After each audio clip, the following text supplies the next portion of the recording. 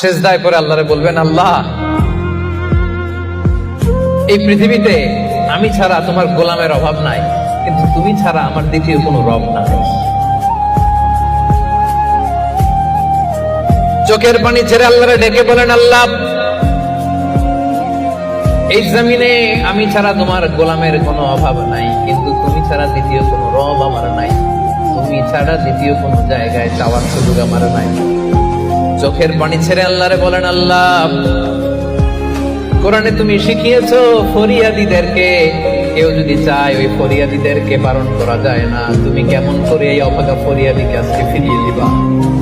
চোখের পানি ছেড়ে আল্লাহর কাছে চা, সব তিনি দিয়ে দিতে পারেন। চিল্লায় বলেন ঠিক কিনা?